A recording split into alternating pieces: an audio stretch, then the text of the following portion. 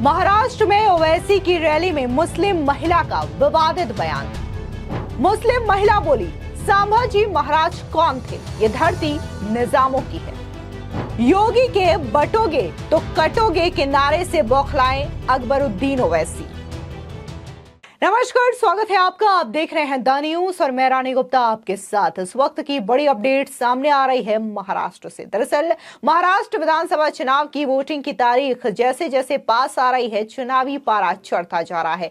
जिलों और विधानसभाओं में नेताओं की बयानबाजी भी तेज हो चुकी है। इस बीच आपको बता दें कि विवादित बयानों का सिलसिला देखने को मिल रहा है। दरअसल ये विवादित बयान जो है वो ओवैसी की रैली से सामने आई है, जहां पर एक मुस्लिम महिला ने विवादित बयान दिया है। अब ये जो विवादित बयान है वो सोशल मीडिया पर काफी ज्यादा शेयर किया जा रहा है और लोग इसके खिलाफ आवाज उठाते हुए नजर आ रहे हैं, जिसको लेकर के सियासत भी शुरू हो चुकी है। तो वहीं दूसरी ओर आपको बता दें कि महाराष्ट्र चुनाव के दौरान उत्तर प्रदेश के सीएम योगी आदित्यनाथ का नारा, यानी कि बटोगे तो कटोगे, काफी ज्यादा सुनाई दे रहा है। अब इस नारे को लेकर के असदुद्दीन ओवैसी के भाई अकबरुद्दीन ओवैसी बौखलाए हुए नजर आए हैं। दरअसल आपको बता दें कि संभाजी नगर में आयोजित रैली में मंच पर बुर्का पहन करके एक महिला का पूरा चेहरा ढका हुआ था, सिर्फ एक आंख खुली हुई थी। उसने भाषण देना शुरू किया। महिला पूछती हुई नजर आ रही है कि आखिर संभाजी महाराज है कौन। दरअसल महिला ये कहती है कि आप लोग उस शहर औरंगाबाद के हैं जहां हम लोग ने हुकूमत की थी। ये लोग यानी कि बीजेपी बहुत ज्यादा सियासत खेलते हैं। संभाजी महाराज औरंगजेब, संभाजी महाराज औरंगजेब, अरे तारीख पढ़ लो। इस बंजर शहर खटकी को आबाद किसने किया था? मलिक अंबर ने। उस इतिहास को कैसे बदलोगे? बड़े आए औरंगाबाद को संभाजी नगर बनाने वाले, ये संभाजी है कौन? दरअसल आपको बता दें, अब ये जो बयान दिया गया है मुस्लिम महिला की ओर से, ये काफी ज्यादा विवादित विषय माना जा रहा है, क्योंकि यहाँ पर सीधे तौर पर मुस्लिम महिला ये कहती है कि संभाजी महाराज है कौन, हमने यहाँ पर हुकूमत की है। यानी कि जो मुस्लिम आक्रांताओं ने यहाँ पर हुकूमत की है उसको लेकर के वो बयानबाजी करती हुई दिखाई दे रही है। आपको बता दें, यहाँ पर जो मुस्लिम महिला ये सवाल पूछती है कि संभाजी महाराज आखिर है कौन, तो दरअसल आपको बता दें कि संभाजी महाराज छत्रपति शिवाजी महाराज के बेटे हैं और उन्हें छावा के नाम से भी जाना जाता है, जिन्होंने अपने जीवन काल में सैकड़ों लड़ाइयां लड़ी हैं, लेकिन एक भी लड़ाई उन्होंने नहीं हारी है। ये हैं संभाजी महाराज, जिसके बारे में मुस्लिम महिला पूछती हुई दिखाई दे रही है। वहीं दूसरी ओर छत्रपति संभाजी नगर के आम खास मैदान में एक दशक के बाद कोई चुनावी सभा हुई थी। विधायक अकबरुद्दीन ओवैसी ने भी भाषण दिया। अकबरुद्दीन ओवैसी ने यूपी के मुख्यमंत्री योगी आदित्यनाथ के नारे बटोगे तो कटोगे की आलोचना करते हुए कहा कि सांप्रदायिक राजनीति का इस्तेमाल महत्वपूर्ण मुद्दों से ध्यान हटाने के लिए किया जा रहा है। औरंगाबाद का नाम बदल करके छत्रपति संभाजी नगर रखे जाने पर उन्होंने कहा कि नाम बदलने से किसान आत्महत्या, बेरोजगारी, जल संकट, महिलाओं के खिलाफ अपराध आदि के मुद्दे हल नहीं होने वाले।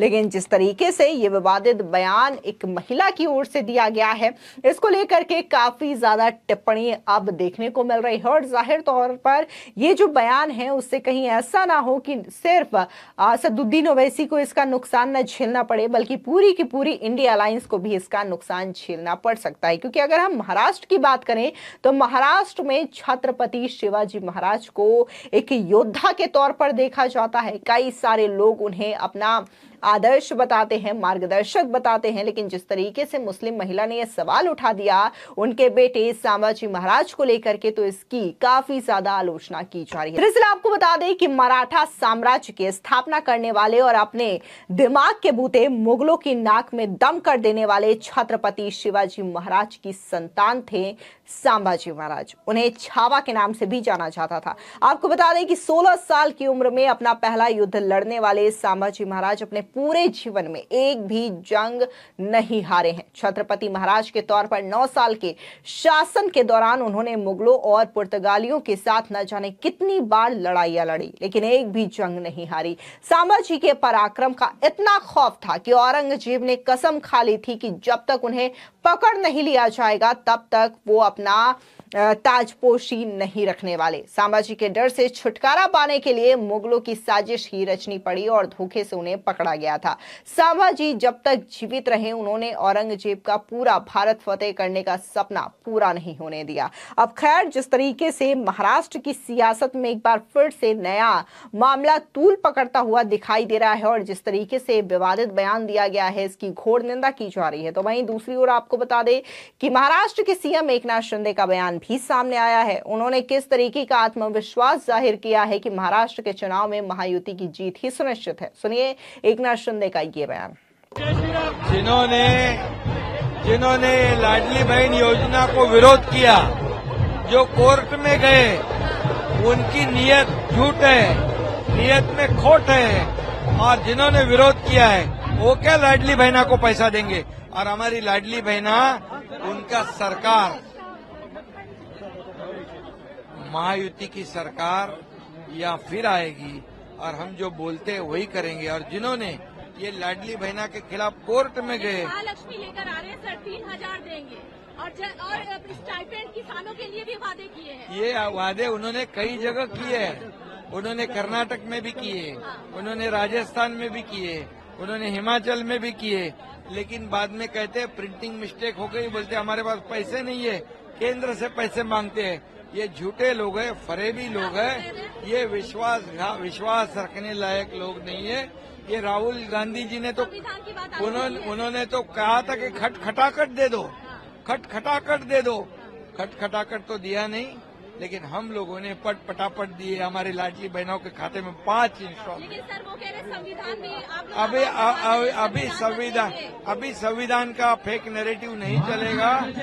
बाबा साहेब अम्बेडकर जी का संविधान जो है वो बना रहेगा। जब तक सूरज चांद रहेगा तब तक ये बाबा साहेब का संविधान बना रहेगा। वहीं दूसरी ओर बीजेपी नेता किरीट सोमैया ने कांग्रेस पर जमकर निशाना साधा और कहा कि तुष्टीकरण की राजनीति यहां पर नहीं चलने वाली।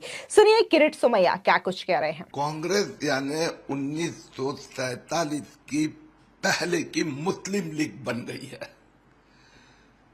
लव जिहाद, लैंड जिहाद, वोट जिहाद, मुस्लिम 165 संस्थाओं को कांग्रेस के नेताओं ने उसका उपयोग कर रहे हैं। गली गली, गांव गांव, बस्तियों में, इन मुस्लिम बस्तियों में सम्मेलन हो रहे हैं। मुस्लिमों की भावना धर्म के नाम से भड़काई जा रही है और कांग्रेस ने उनको कह दिया हम आपकी सब मांगे पूरी करेंगे। तो क्या वापस महाराष्ट्र में मुस्लिम लीग का राज लाना चाहते हैं क्या?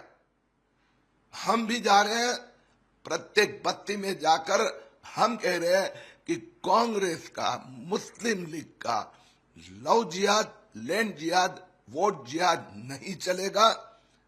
बटोगे तो कटेंगे।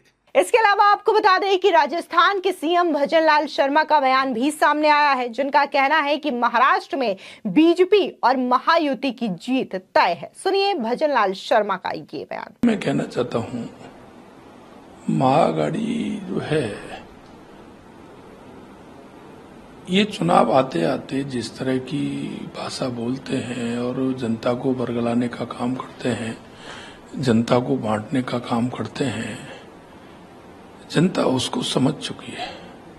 क्योंकि लगातार चुनावों में आपने देखा है कांग्रेस कहीं ना कहीं कुछ ना कुछ जातियों में बांटने का, धर्म में बांटने का जिस तरह से काम करती है, जनता उसको समझ गई है।